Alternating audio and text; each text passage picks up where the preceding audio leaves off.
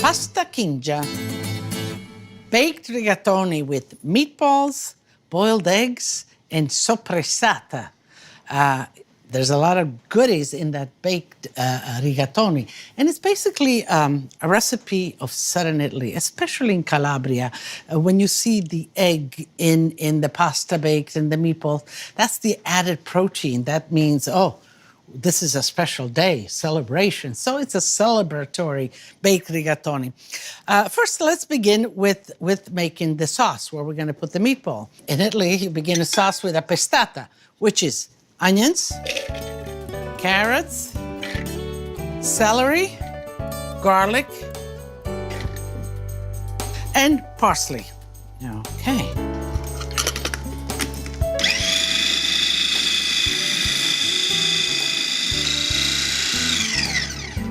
Okay, let me put some oil and the pestata. So with the pestata, I'm gonna share it a little bit. Here I'm gonna make the meatballs, which are sausages. And the sausages are out of the casing. That's all you have to do. I like to add a little bit of the pestata, about 1/3. Let's add it to this.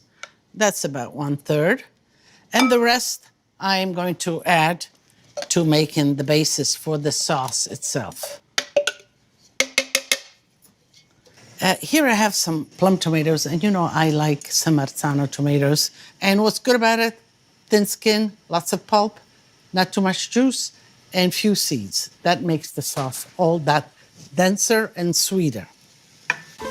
The meatballs. This is the simplest way to make meatballs. You get your sausages, get them out of the casing, and then you proceed. 1 egg, and let me just kind of mix that in first a little bit. Breadcrumbs. Okay. I have here some grated cheese, and that gives it a lot of flavor and it binds it. But I also have here some pecorino cheese. Again, we're in southern Italy, and there the king of cheese is pecorino. Let's. Okay. A little bit of salt. So let's get back into the mix of it here. Okay, the sauce is beginning to boil. So small meatballs, you know, America is the big meatballs, but if you eat meatballs around Italy, they're usually always small. This is a good size, and we'll plop it right into the sauce. So, okay, I'll roll all of these and just plop them in there, mix them. I'll throw in the pasta, and then we'll come back and we'll assemble it all. Well, we're ready to assemble the baked rigatoni. Get yourself a nice baking dish. I like the ceramic dish, a nice good one. So this way you take it from the oven, you bring it to the table, it looks good and it's still bubbling. Just a little bit of butter in it, and so that the pasta doesn't stick. So let's see on the rigatoni how they're doing. Okay, perfect, a little al dente. And I'm using just about half of the sauce and meatballs that we made. And, you know, that means that you have 2 meals out of that big pot of sauce. Put the pasta right in here.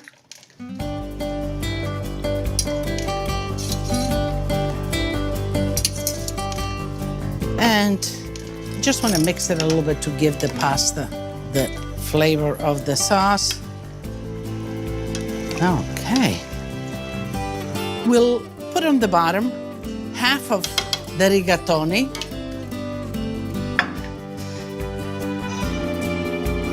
With the meatballs, just like that.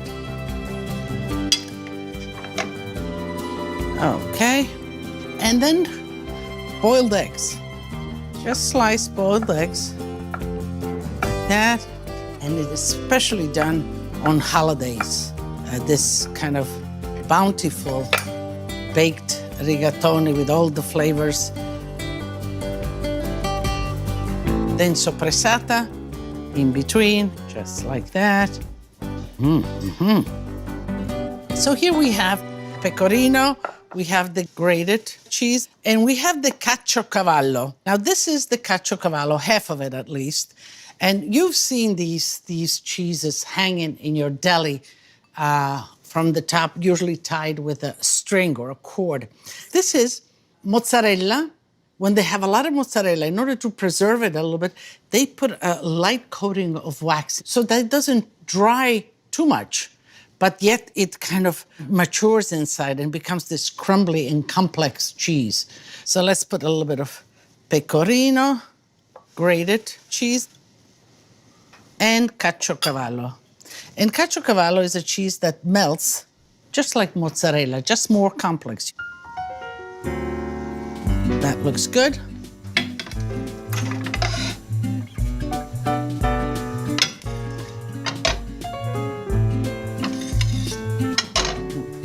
And again, finish off with the remaining cheese, sprinkle it all over.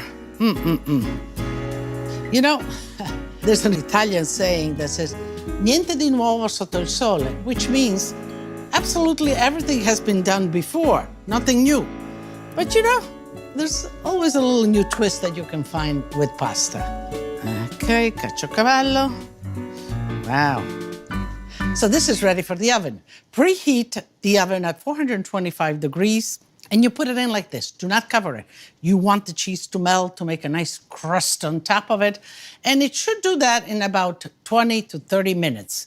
And if you like it a little more, then you leave it in a few more minutes. But 425 degrees, hot oven. This looks good. I can hear it bubbling. I guess we need to get in and just dive in while it's nice and hot.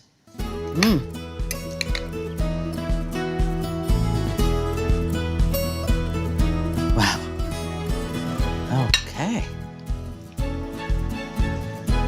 Time to taste a little piece of meatball, a little bit of the egg, a little bit of everything.